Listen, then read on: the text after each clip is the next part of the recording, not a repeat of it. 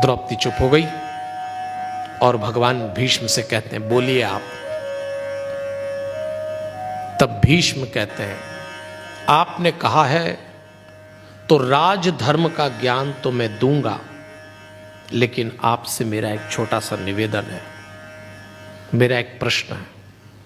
जो प्रश्न भीष्म ने पूछा, ऐसा लगता है जैसे हमारी ओर से पूछा गया हो। हम सब भी भगवान से यही पूछते हैं। भीष्म ने भगवान से पूछा, मेरे ब्रह्मचर्य पे कभी किसी स्त्री का लांछन नहीं लगा, मैंने सदैव अपने परिवार के हित में निर्णय लिया, फिर ऐसा क्यों हुआ भगवान कि मेरे बच्चे मेरे ही सामने आपस में लड़के मर गए, मेरा वंश देखते ही देखते समाप्त हुआ।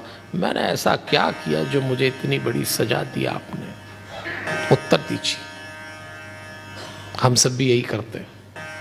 हमारे जीवन में जरा सा विपरीत आ जाए, पहला पत्थर हम भगवान की ओर ही उछालते हैं। हमने भगवान का क्या बिगाड़ा जो हमारे साथ ऐसा किया भगवान ने? अब जो उत्तर भगवान ने दिया वो हमारे काम का है। भगवान ने कहा, भीष्म जी आपके साथ ऐसा ही होना था। भीष्म चौंक गए, मेरे साथ ऐसा हो? हाँ, क्योंकि आपने एक पाप किया।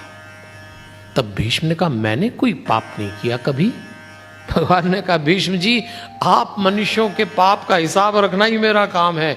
यदि आपके पाप का हिसाब आप रखो तो रोज ही बही खाते बदल दो। मैं बताता हूं, जिस दिन ये स्त्री भरी सभा में गिड़गिड़ा रही थी, आपसे मांग कर रही थी रक्षा करिए रक्षा करिए, उस दिन कुल पुरुष होने के नाते, उस वंश के शीर्ष पुरुष होने के नाते आपको निर्णय लेना था। पर आप तो प्रतिज्ञा की आड़ में हस्तिनापुर की रक्षा कर रहे थे, और आपने ये प्रतिज्ञा तब ली थी जब इस पे विचित्र वीर्य और चित्रांगद जैसे कमजोर राजकुमार बैठे थे, और जब धृतराष्ट्र और दुर्योधन जैसे दुष्ट राजा इस पे बैठे, तब भी आप वही प्रतिज्ञा निभा रहे थे। आपको उस दिन तोड़ देना था जब घर का बड़ा व्यक्ति, समाज का महान व्यक्ति और राष्ट्र का प्रथम व्यक्ति गलत होता हुआ देख के स्वीकार करता है, मैं उसको पाप की श्रेणी में डाल देता हूं। आपने पाप किया और उसका दंड भुगत दिया, भुगतना।